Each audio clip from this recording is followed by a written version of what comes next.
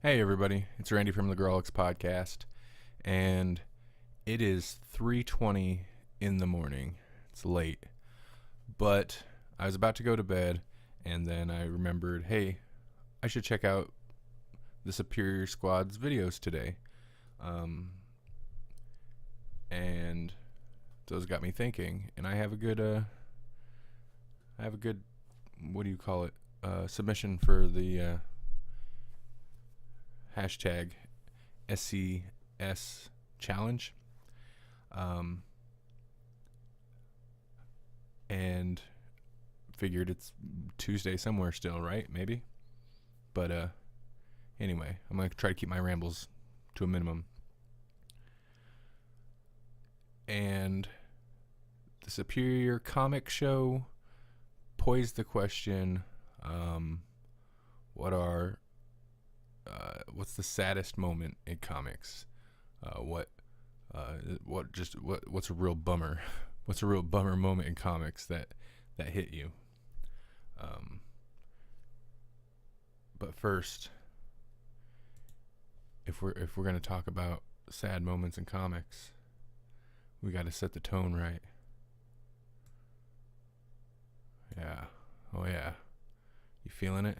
Hold on. Gotta up that contrast. There we go. Now we can get bummed out. And before I get to my moment, I want to say there are far more. I hate to just jump to the superhero stuff. Of course, that's what a lot of us are talking about. That's the overwhelming majority of comics is superhero stuff. And even when we have, even when we're talking about soul-crushingly depressing comics, we still like our escapism, We still like our escapism with our depression. So I want to give honorable mentions, although in reality these comics are much more depressing and should be more impactful than the one I'll get to. So, honorable mention number one, because it's got to be mentioned if you're talking about depressing comics, Mouse.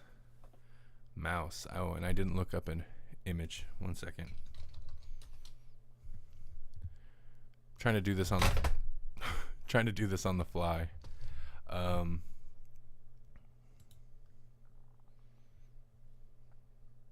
So I don't have to edit. Mouse. If you have not read Mouse, you should. We read it for the show quite a while back. I'm not sure which episode it was, but it's something that it was kind of on my list. Like I'd heard about it. You hear about it. If you haven't read it, I'm sure you've heard about it. It's well worth finally getting around to reading it. If you haven't read it yet, you should check it out sometime. But if you want to talk about depressing moments, it's about the Holocaust. It's hard to get. I mean, it's 99% of that book is a depressing moment. It's sad, but it's very good. The other honorable mention is a book we just talked about on the most recent episode of Grawlix podcast, which will be going up on YouTube this weekend, but of course it's already on our website or iTunes. Our website's grawlixpodcast.com or iTunes already, in which we discussed Pride of Baghdad, which is another animals, except a little bit different, where Mouse is animals as humans, like the stories about what happened to real life humans depicted as animals. Pride of Baghdad is what happened to real life animals, and they're depicted as animals, but they can talk. It's kind of fictionalized, but it's still a bummer. So that's some real life, somewhat real life sad moments in comics.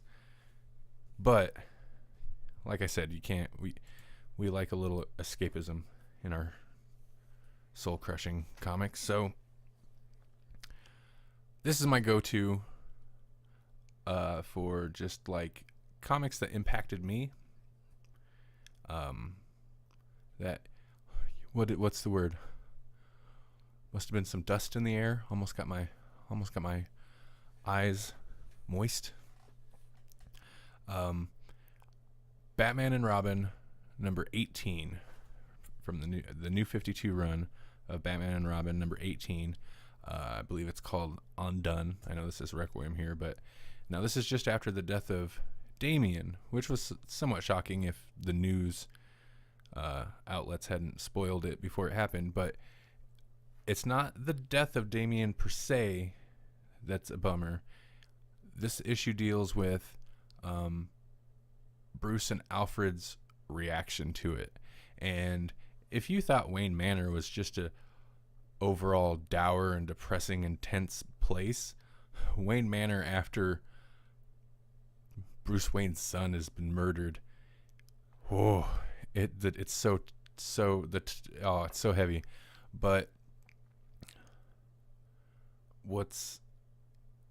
and also this is the what can you see? This is the silent issue. There's no speech balloons. There's no dialogue, and it really is.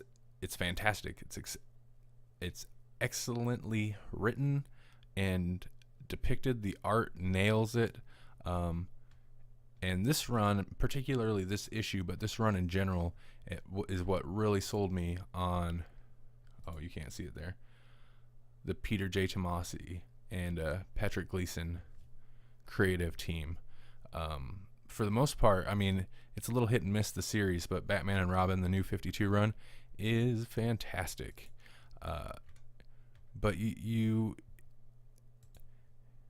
just seeing the effect, just seeing how Bruce and Alfred are both, they're not even dealing with it. They're just like reeling at this point. Of all the little Requiem tie-in books after the death of Damian Wayne, this one nailed it. A lot of the other ones just felt like thin, flimsy tie-ins, and they were. Maybe they dedicate a page or a couple panels to mentioning it, but this obviously, I mean, Robin's in the title of the book, so they had to put some serious, like, what's the word, focus on it, and it just nailed it. And then there's tie-ins to things that happened earlier in the series, like this painting is in this issue not explained, but it's from way at the beginning of the series, so there's just fantastic tie-ins to, like, it. This book in itself has the series in itself has a very nice continuity, and it'll come back and touch on things at different points. What else? There's just a lot of good moments, but if we're talking the saddest moment for me, the moment that about made me lose it, was the end of the book when Bruce loses it. He's doing his super pent up angsty thing, but like dialed up to 47, as you might expect. It's not a very big image, but that's all right. When he finds a letter, this is the only words in the issue from Damian, and that's when he loses it. And this is gonna look like crap, but I gotta zoom in here. There's two panels that really get me here. So Bruce finally loses it. He's beating the crap out of the lockers, and again, it's not very clear here, but Titus is their dog Titus's face as he's like kind of cowering, watching Bruce wig out. That gets me. And then the big image, where is it? I seen it in here a moment ago. That one. That's the big image, and that really gets me. And it's just seeing him, you see the image. I don't need to explain why that's a bummer. Damian, even if you don't like Damian, that's his son, and this Batman and Robin, they tend to like make progress and get reset in terms of like emotional and relationship arc, but this series did a good job of like making it feel like they were progressing in their relationship and kind of accomplishing something, finding common ground. So that just adds to the impact here. And of course, like I mentioned before, how like with the painting and other things, there's a lot of nice callbacks. That of course is a callback to an earlier, also touching but not like sad like this, moment from the death in the family time. Well, I guess it's leading up to the death of the family, from Batman and Robin. So that's it. 10 minutes. I rambled on for 10 minutes. It's 3:30 a.m. now. If I sound rambling, that's why. But I kind of like this black and white aesthetic.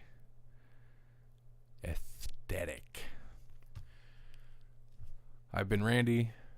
Thanks to Superior Comic Show. I'm not very good at shouting out your guys' Twitter handle. I'm sorry. It's Superior Comic 16, I believe. But ours obviously is at Grawlix Podcast. Jesse had a good answer. So if you're watching this on our YouTube channel, hop back a video and watch Jesse's answer if you haven't yet. And thanks to everybody else who takes part in this. But I'm going to go to bed now. Have a good night. It's dark.